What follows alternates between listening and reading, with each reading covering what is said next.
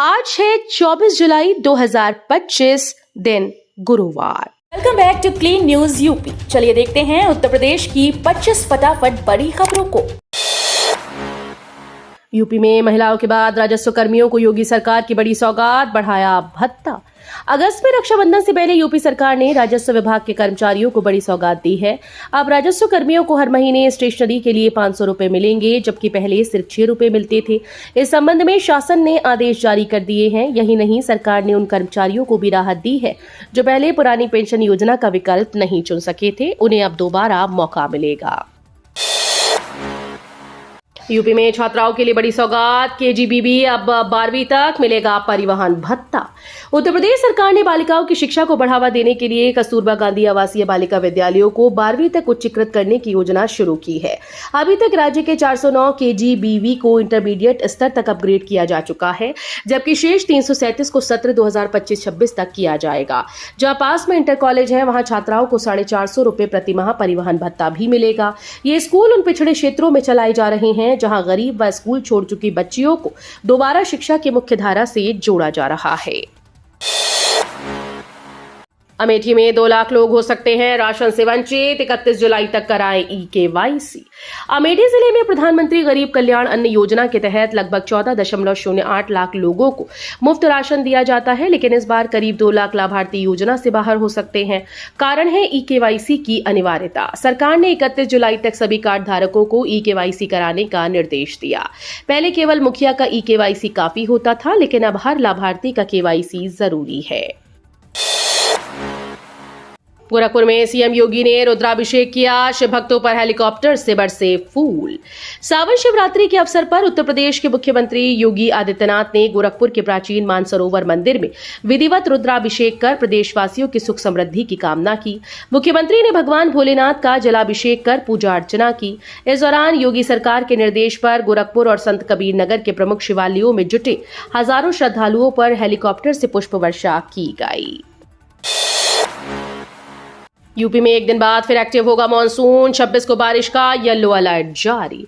बंगाल की खाड़ी में बन रहे कम दबाव के क्षेत्र और परिसंचरण से बारिश होगी, इसके लिए इंतजार करना होगा। फिलहाल उत्तर प्रदेश में 25 जुलाई तक बारिश की संभावना नहीं है। शनिवार से मॉनसून फिर सक्रिय हो जाएगा। कानपुर समेत ज्यादातर प्रदेश के जिलों में बारिश होगी। 26 जुलाई के लिए येलो अलर्ट जारी किया गया है। शनिवार के बाद से अब तक शहरी क्षेत्र में बारिश नहीं हुई। गोरखपुर लिंक एक्सप्रेसवे पर 26 जुलाई से टोल वसूली शुरू, नोएडा में जाम से मिलेगी राहत। गोरखपुर लिंक एक्सप्रेसवे पर 26 जुलाई की आधी रात से टोल वसूली शुरू हो जाएगी। अब वाहन चालकों को फास्टैग या नकद के माध्यम से टोल टैक्स देना होगा। टोल बूथ पर अभी सिस्टम का ट्रायल चल रहा है, जबकि बस्ती के तेनुआ टोल प्लाजा पर कांवड़ यात्रा के कारण डायवर्जन किया गया। वहीं नोएडा के सेक्टर 61 से 69 DS तिराहा तक जाम से निजात दिलाने के लिए सड़क चौड़ीकरण की योजना तैयार की गई। लखनऊ में साइबर ठगों का भांडाफोड़, 16 गिरफ्तार, 1 करोड़ से ज्यादा कैश बरामद। लखनऊ के गुंडबा क्षेत्र में पुलिस ने बड़ी कार्रवाई करते हुए ऑनलाइन गेमिंग एप्स के जरिए साइबर ठगी करने वाले गिरोह का भांडाफोड़ किया।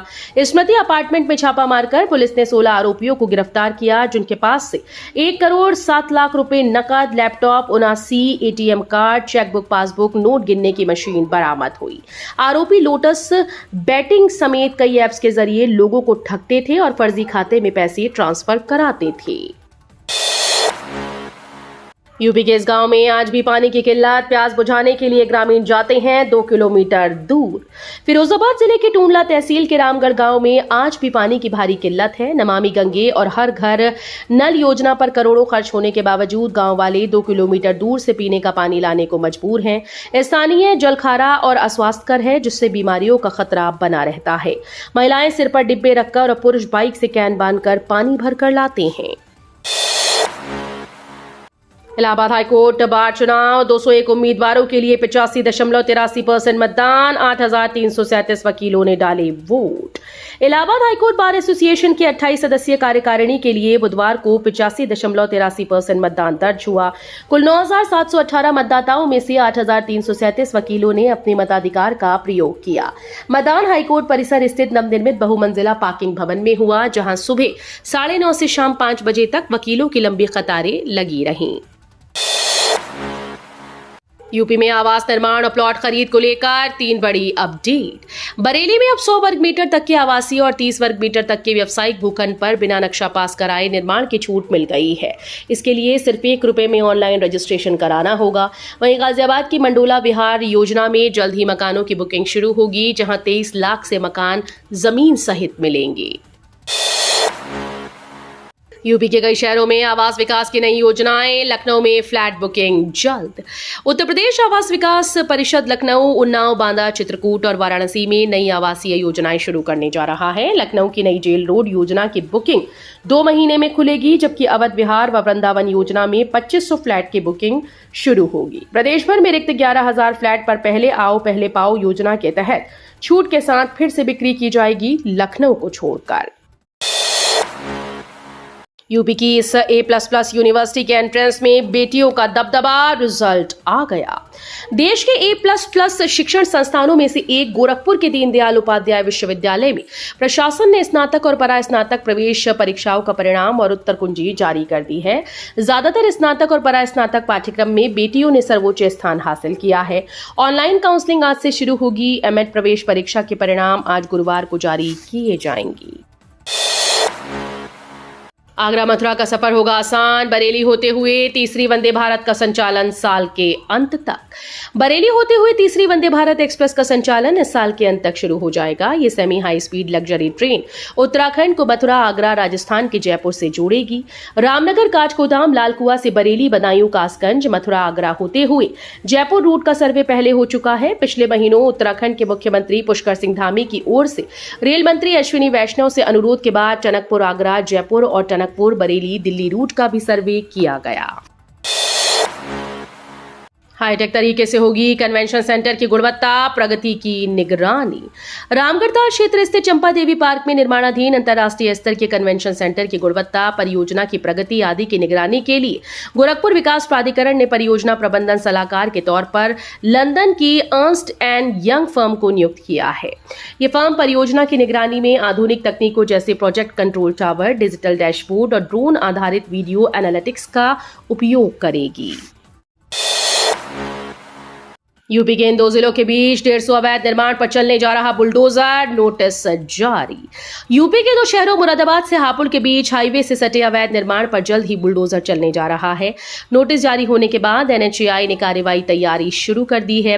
करीब 100 किलोमीटर के क्षेत्र में 150 निर्माण मानक के विपरीत पाए गए। सड़क सुरक्षा मानकों के पालन के क्रम में ये बड़ा अभियान चलाया जाना है।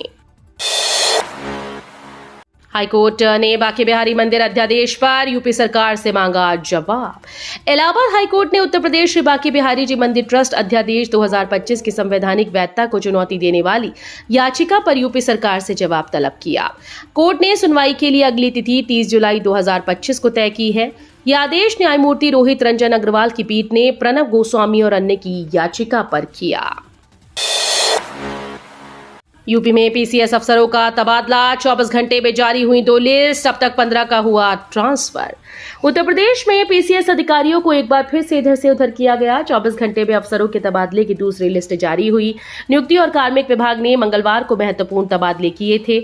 इसके बाद बुधवार सुबह एक बार फिर से तबादला सूची जारी की गई। कंप्यूटर AI के साथ हॉकी व क्रिकेट भी पाठ्यक्रम में शामिल, एकेडमिक काउंसिल ने लगाई मोहर। पढ़ोगे लिखोगे तो बनोगे नवाब, खेलोगे कूदोगे तो होगे खराब। बदलते जमाने के साथ ये कहावत भी बदल गई है। अब कंप्यूटर और AI के साथ हॉकी, क्रिकेट जैसे खेल भी पाठ्यक्रम का हिस्सा बन गए हैं। इलाहाबाद विश्वविद्यालय की एकेडमिक काउंसिल ने नई शिक्षा नीति के तहत स्नातक में 4 वर्षीय ऑनर्स डिग्री और 150 से अधिक नए ऐच्छिक पाठ्यक्रमों को शुरू करने पर मोहर लगा दी। अखिलेश यादव के मस्जिद दौरे पर सियासत गरम, बीजेपी ने जुमा पर प्रदर्शन का ऐलान किया। सपा प्रमुख अखिलेश यादव के संसद भवन के पास स्थित मस्जिद में जाने और सपा सांसदों के साथ बैठक करने पर सियासी संग्राम छिड़ गया। बीजेपी ने इसे धार्मिक स्थल पर राजनीतिक गतिविधि बताते हुए विरोध जताया। पार्टी के अल्पसंख्यक मोर्चा अध्यक्ष जमात सिद्दीकी ने 25 जुलाई को जुमा नमाज के बाद मस्जिद के बाहर प्रदर्शन की चेतावनी दी। संस्कृत यूनिवर्सिटी की सेतुबंध योजना। केंद्रीय संस्कृत विश्वविद्यालय ने सेतुबंध योजना के तहत शोध और स्नातकोत्तर छात्रों के लिए बड़ी घोषणा की। पीएचडी छात्रों को 65,000 और पीजी छात्रों को 40,000 मासिक फेलोशिप मिलेगी।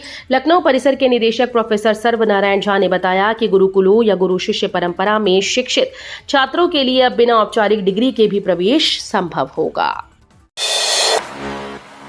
यूपी के घरों में बायोगैस यूनिट लगाना आसान, आपको देने होंगे 3,990 रुपए।